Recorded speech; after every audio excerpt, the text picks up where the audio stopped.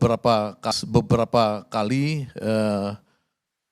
melakukan pertemuan-pertemuan intensif dengan teman-teman dari Koalisi Aksi Menyelamatkan Indonesia ketika beliau Pangdam Siliwangi dan menulis di Kompas, tapi yang tidak menulis di Kompas sebenarnya Pak Kunto itu menyebarkan pikiran-pikirannya yang sangat revolusioner tentang proxy war dan lain-lain. Itu yang mungkin dianggap meresahkan bagi kelompok-kelompok yang merasa establishment. Karena Pak Kunto itu pikiran-pikirannya progresif revolusioner.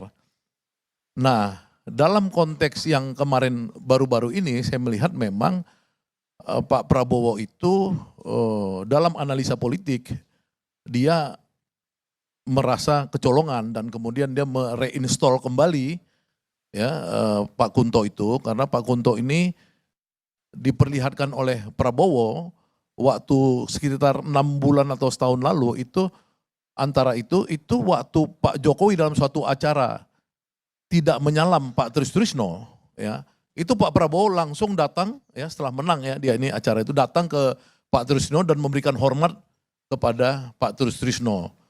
Nah, secara post factum kita melihat ya setelah di reinstall Pangko Wilgap Pak Kunto ini di acara forum perwira PPAD kemarin Angkatan Darat Perwirawan itu jelas-jelas bahwa Pak Trisno didudukkan di sebelah Pak Presiden. Jadi artinya Pak Presiden itu merasa secure melakukan satu persekutuan politik dengan Pak Tri dan jaringan Pak Tri. Itu pertama yang saya lihat sebagai satu pertarungan di Matahari Kembar ini. Nah, tentu saja orang-orang yang mendukung Pak Prabowo menjadi presiden, yang dulu dari rejim Jokowi, ini melihat bahwa kembar ini terjadi sekarang karena kita melihat Prabowo itu pikirannya berbeda. Ya, karena manusia ini kan berpisah atau bersatu salah satunya karena kesamaan pikiran atau perbedaan pikiran.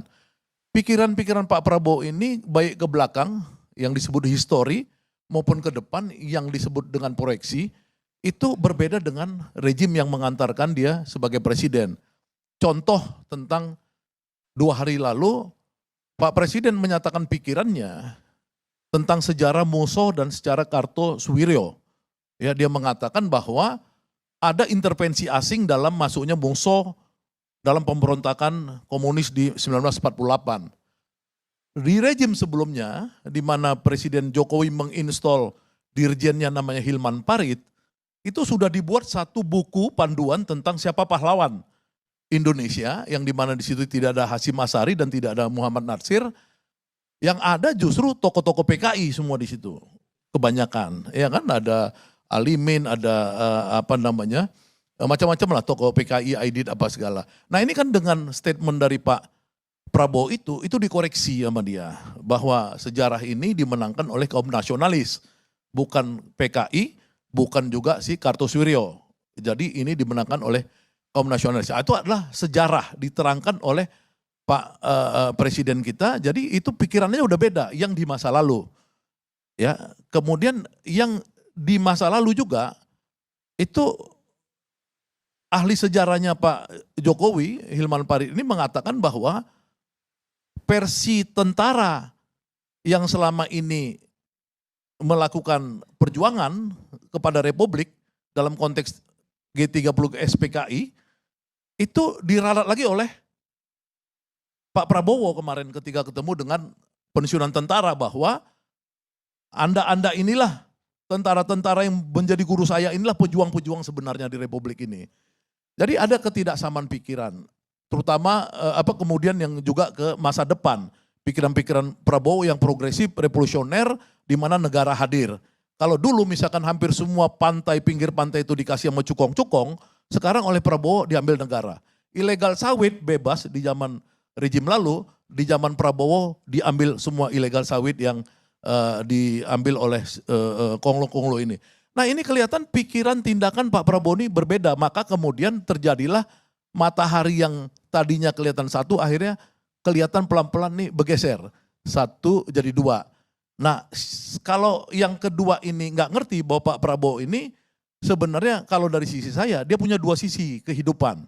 Satu, dia sebagai demokrat karena dia orang yang mendirikan partai politik dan masuk pada kontestasi politik secara demokratis, tapi dia juga sebenarnya punya sisi lain sebagai kombatan. Karena dia tuh lama sebagai tentara dan masuk di elitnya tentara komando. Nah, saya sebagai orang yang pernah dipenjara di era Orde Baru, saya cuma ingin mengingatkan kepada teman-teman semua, hati-hati. Jangan pancing-pancing Pak Prabowo itu ya masuk pada sisi yang dia akan masuk pada karakter kombatan itu.